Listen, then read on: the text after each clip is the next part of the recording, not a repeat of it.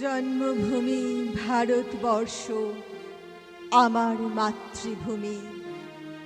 সারা বিশ্বের দরবারে মা রানী যে গো তুমি। তোমার বুকে মাথা রেখে ঘুমাই মাগো ধরণীর বুকে। মঞ্চে এখন মিঠু মণ্ডল, অনুরাধা দাস, পিয়ালি কর্মকার, শুভ্রা লায়েক, সুমিতা দাস। গানে অনুরাধা দাস, কোরিওগ্রাফিতে আনন্দিতা দে সরকার। এই দেশের মাটি জল ও ফুলে ফলে, যে রস যে সুধা নাহি ভূমণ্ডলে। এই মায়ের বুকে হেসে খেলে সুখে, ঘুমাবো এই বুকে স্বপ্নাতুর। জন্মের মুহূর্তে যার বুকে মাথা রেখে কেঁদে উঠেছিলাম, সেই ভারতবর্ষ নয় আজকের এই নদী প্রান্তর খচিত জন্মভূমি। মানচিত্রে পড়েছে বারবার কালির দাগ। ছোটবেলায় স্বদেশবাবুর কাছে ভূগোল পড়তাম।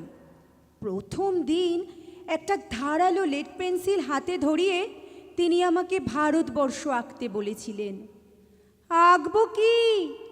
লেড পেন্সিলের শেষ তর্জনীতে ফুটে একেবারে রক্তারক্তি। সেই থেকে ভূগোলে আমার ভীষণ ভয়। আরও ভয় মানচিত্রে। মানচিত্র মানেই আমার কাছে ধারালো লেড পেন্সিল। কিন্তু ভারতবর্ষ মানে কোনো আর্ট পেপারে আঁকা জল রঙের মানচিত্র নয়। ভারতবর্ষ কেবল মানচিত্র নয়, কালির আঁচড়ে বারবার বিক্ষত করলেও বুকের ভিতরে কোনো ক্ষতের চিহ্ন পড়ে না। শুধুই বদলে যায় তার চারিদিকের প্রসারিত প্রান্তিক রেখাগুলি। ভারতবর্ষ মানে শুধু হর্ষবর্ধন কিংবা বাবরের বিজয় বার্তা নয়। ভারতবর্ষ মানে বিজয় সিংহের সিংহল জয়ের ফ্যাসিস্ট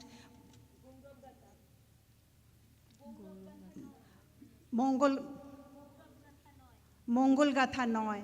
ভারতবর্ষ মানে শুধু মীনাক্ষীপুরম কিংবা জামা মসজিদ নয়।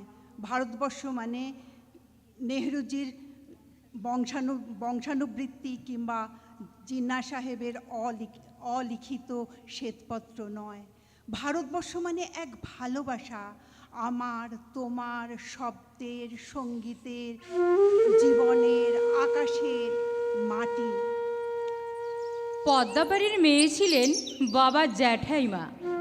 তার একটা নিজস্ব ভূগোল ছিল, 43 থেকে অপরিবর্তিত। তোমাগো মানচিত্র বুঝি না মনি, রংপুর কুষ্টিয়াকে তোরা কইস বিদেশ।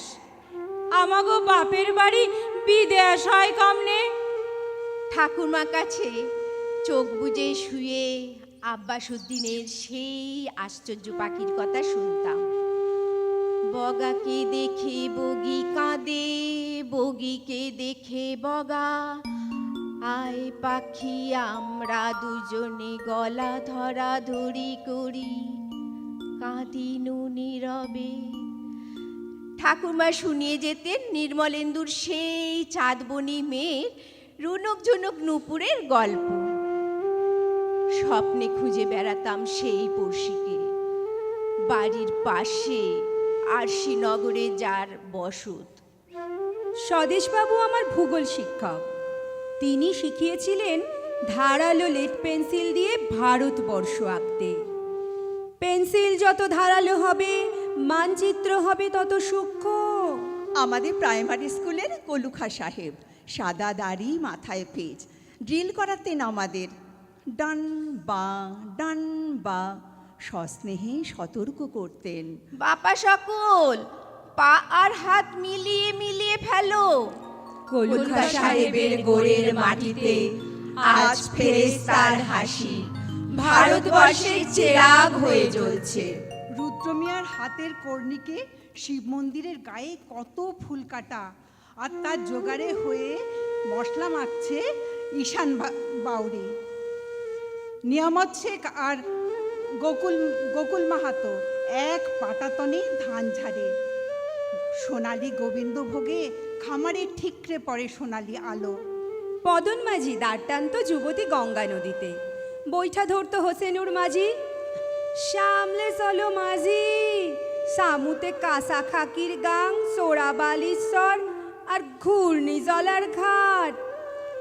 আমার ভারতবর্ষে এমন কোনো রাজনীতিবিদের কিংবা ইমামের নির্দেশিকা নেই।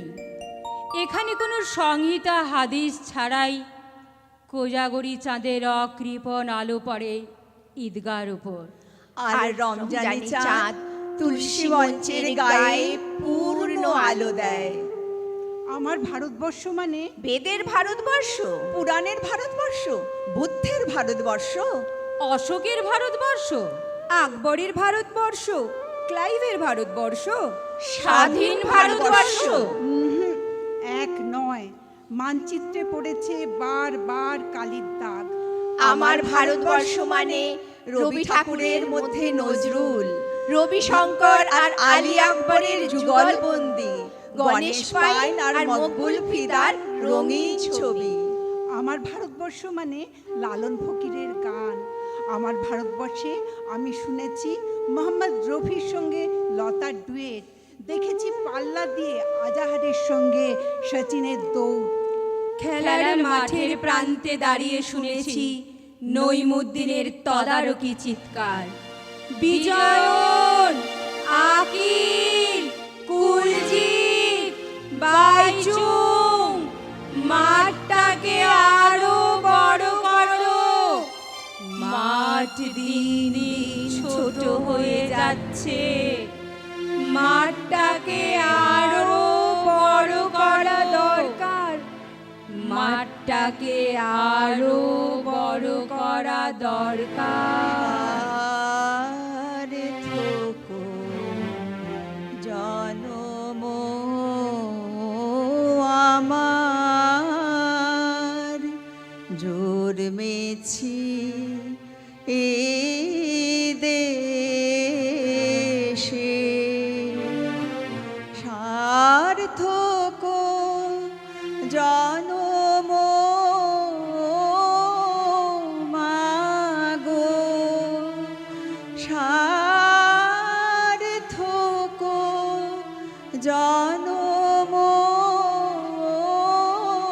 মাগো, তোমায় ভালোবেসে সার্থক জনম আমার, জোর মেছি এই দেশে। সার্থক জনম আমার, জন্মেছি এই দেশে, সার্থক জনম মাগো তোমায় ভালোবেসে।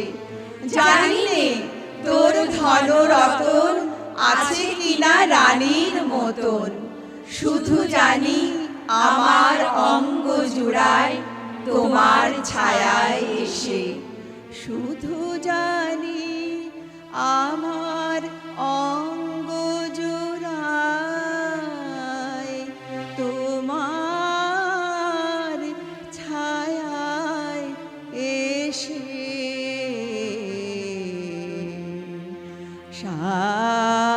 সার্থক জনম